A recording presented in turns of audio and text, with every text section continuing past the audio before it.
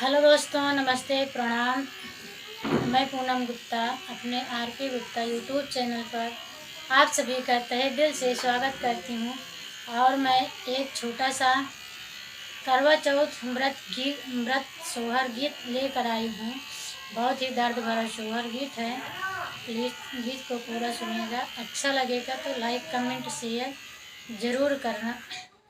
मचिया ही बैठी है सासू तो बउआ से आ रजे करई हो बहुआ आई गाये काती के माहिनवा करऊ वाके दिनवा करऊ वाके दिनवा हो बहुआ नहीं आए बिरे ना तो हारे करवा कैसे भूख करवा कैसे भूख हो।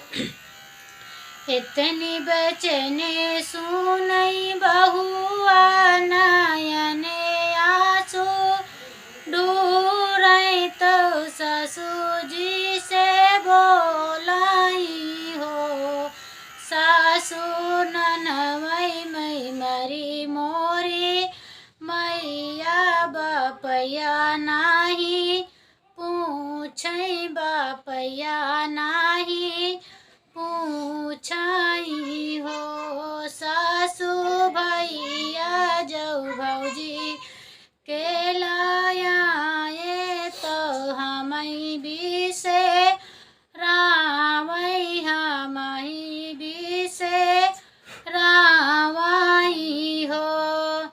आजू जो होती मोरी माई तो करवा लाई भेजेती तो करवा लाई भेजेती नी हो सासू बापा के कावा ने सहारा करवा नाही आए करौना नाही आए नी हो। आजू जो होती मोरी माया चुनरिया लाई भेजेती पियरिया लाई भेजेती नी हो सासू भौजी मोरी ननवई कई बहिरन पियरिया कैसे भेजी है चुनरिया कैसे भेजी हाई हो सासू भौजी मोरी ननवई कई बहिरन चुनरिया कैसे भेजी हाई हो।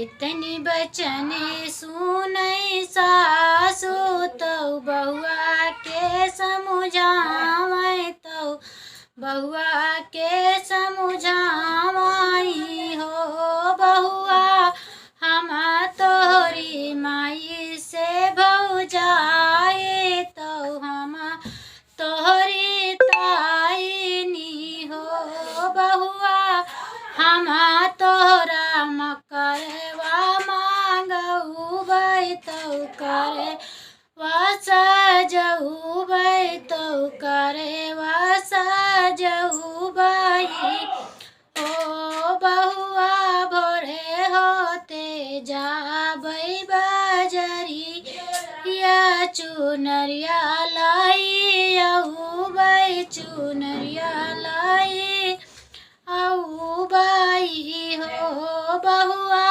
लाई अऊ बै सोला हऊ सिंगार तो करवा तू पूजू चौथ भूखी राही हो